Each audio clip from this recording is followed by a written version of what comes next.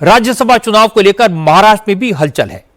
महाराष्ट्र से दो अपडेट आए हैं। पहली ये कि उद्धव ठाकरे की शिवसेना और कांग्रेस शरद पवार को फिर से राज्यसभा में भेजने पर सहमत हो गए हैं।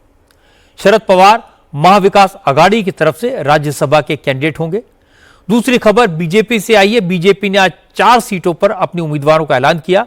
बीजेपी ने विनोद तावड़े, आरपीआई के नेता रामदास आठवले, माया चिंतामण इवनाते और रामराव वडकुते को अपना कैंडिडेट बनाया है। बीजेपी ने उम्मीदवारों के चयन में सोशल इंजीनियरिंग का पूरा ध्यान रखा है। विनोद तावड़े मराठी समुदाय से आते हैं, रामदास आठवले दलित हैं, माया चिंतामण इवनाते ट्राइबल कम्युनिटी से और रामराव वडकुते ओबीसी कैटेगरी से हैं। माया चिंतामण नागपुर की मेयर रह चुकी हैं, national commission of scheduled tribes की मेंबर रह चुकी हैं, फिलहाल नागपुर में पार्षद हैं। उनके पास बीजेपी में काम करने का लंबा अनुभव है। विनोद तावड़े को बिहार में अच्छी परफॉर्मेंस का नाम मिला है। बीजेपी की लिस्ट में सबसे चौंकाने वाला नाम रामदास आठवले का रहा। लोगों ने यह कयास लगाए थे कि आठवले बीजेपी के टिकट पर चुनाव लड़ेंगे, लेकिन आठवले ने यह बात क्लियर कर दी। उन्होंने कहा कि बीजेपी विधायकों का सपोर्ट लेंगे, लेकिन इलेक्शन वो अपनी पार्टी आरपीआई के सिंबल पर ही लड़ेंगे। तीसरी बार माननीय नरेंद्र मोदी साहब ने, अमित शाह साहब ने और हमारे नितिन नवीन जी ने जो अभी नए अध्यक्ष बनाए हैं, और उसमें देवेंद्र फडणवीस जी का बहुत बड़ा रोल है कि मतलब उन्होंने मेरे लिए बहुत सारा प्रयत्न किया था और इसीलिए मुझे राज्यसभा मिली है और मैं रिपब्लिकन पार्टी ऑफ इंडिया की तरफ से मेरा नॉमिनेशन करने वाला हूँ। कुछ लोग मुझे पूछ रहे हैं तुम्हारा बीजेपी की लिस्ट में नाम है, तो बीजेपी की लिस्ट मतलब मैं उनकी मित्र पार्टी के रूप में मैं हूँ और उनके एमएलए के सपोर्ट से मैं चुनकर आने वाला हूँ। इसीलिए मतलब मैं कोई बीजेपी की टिकट पर खड़ा नहीं रहने वाला हूँ। महाराष्ट्र में राज्यसभा की 7 सीटों पर इलेक्शन होना है। मायावती की 6 सीटों पर जीत कंफर्म्ड है। बीजेपी ने अपने कोटे के कैंडिडेट डिक्लेयर कर दिए हैं, लेकिन बची हुई एक सीट पर आज दिन भर सियासी पारा गर्म रहा। एनसीपी शरद पवार, शिवसेना यूबीटी और कांग्रेस के बीच इस सीट को लेकर खूब खींचतान हुई। शरद पवार ने 2 हफ्ते पहले ही कह दिया था कि वो राज्यसभा में जाने के इच्छुक हैं, लेकिन मुश्किल ये थी कि कांग्रेस ने भी इस सीट पर दावा ठोक दिया था।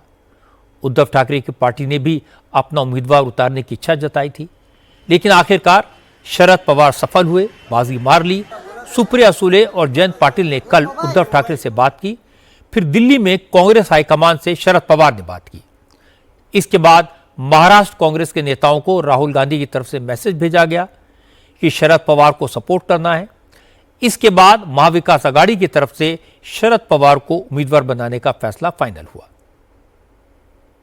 मगर 3 जो प्रमुख पक्ष है, 3 प्रमुख पक्षों की राजनीतिक अपनी अपनी एक राय थी।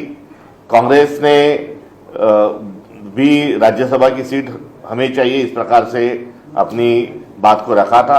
उसमें प्रत्यक्ष स्वरूप में विजय वडेट्टीवार जी और हम खरगे जी से भी इसको लेकर हमारी चर्चा हुई थी।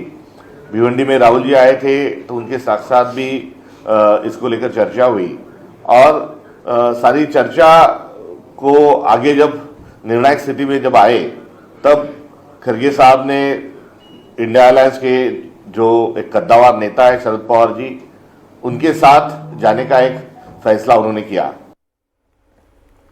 इसके बाद सुप्रिया सुले ने कांग्रेस और उद्धव ठाकरे की पार्टी को धन्यवाद दिया। सुप्रिया ने कहा कि एमवीए एकजुट है और आगे भी रहेगी। मैं तहे दिल से कांग्रेस पार्टी और शिवसेना और महाविकास आघाड़ी के सारे मित्र पक्षों को तहे दिल से उनकी आभारी हूँ कि आदरणीय पवार साहब के राज्यसभा नॉमिनेशन को पूरी ताकत से उन्होंने साथ दी है। सोनिया जी, उद्धव जी, राहुल जी, प्रियंका जी, वेणुगोपाल जी, सबकाल जी, विजय जी, बंटी भैया, सारे जो संजय राउत साहब और अरविंद जी, अनिल देसाई जी, जो भी हमारे कांग्रेस के साथी है, सारे हमारे शिवसेना के साथी, हमारे सब मित्र पक्षों ने उन्होंने इतना बड़ा दिल दिखा के जो साथ हमें दी है, हम तहे दिल से उनके आभारी है। और महाविकास आघाड़ी जब से काम कर रही है वो देश के और राज्य की सेवा में हम लगे हुए हैं। आगे भी हम पूरी ताकत से एक दूसरे का साथ देके हम देश की सेवा और राज्य की सेवा में लगे रहेंगे।